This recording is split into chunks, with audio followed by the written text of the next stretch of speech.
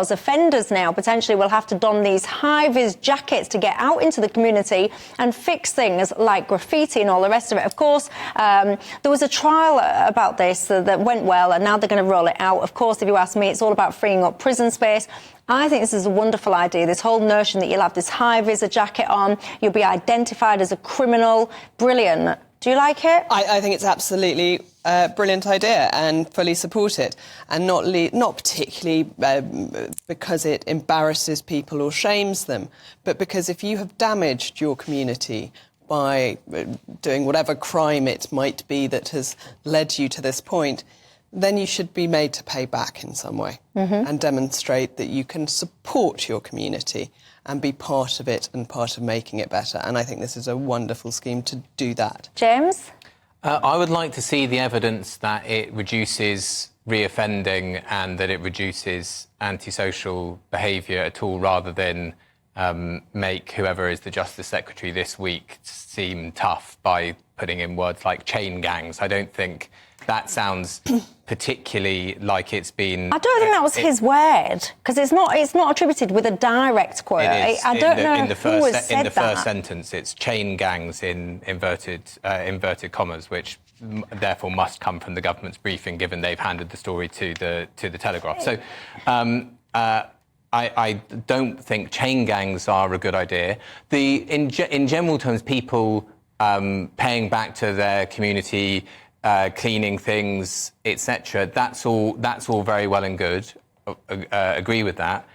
I would like to see the evidence that this reduces reoffending and it doesn't backfire at all. If you remember when New Labour went very big on ASBOs and hugging hoodies, and that I think David Cameron was the one who said he wanted to hug a hoodie. He didn't actually say society. He didn't actually say he want. Anyway, we're going into the history that we probably all want to forget, but with their ASBOs anyway, I think regardless, a lot of it was an attempt to get tough. I think it's highly backfired. unlikely to increase reoffending rates, but I think it would help people. That often out of control lives is a reason people end up in particularly pettier crimes, and I'm assuming this is not designed for mass murderers, but for those who've shoplifted or the lower end of the crime spectrum.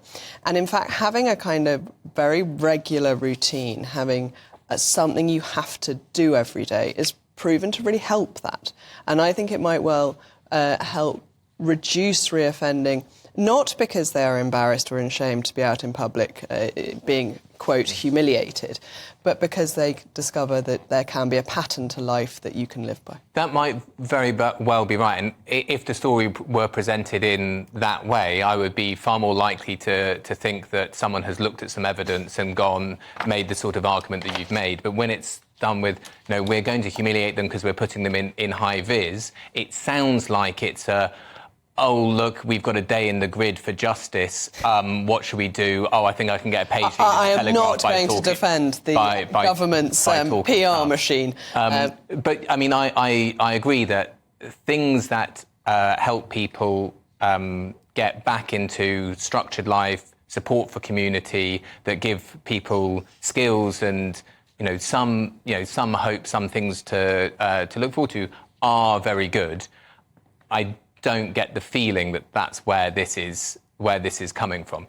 It could be, we don't know what's the underlying policy that sits behind the newsy top line with chain gangs. We don't know if that's actually what the minister said or what a press officer thought would get a good headline in the Telegraph. We don't know.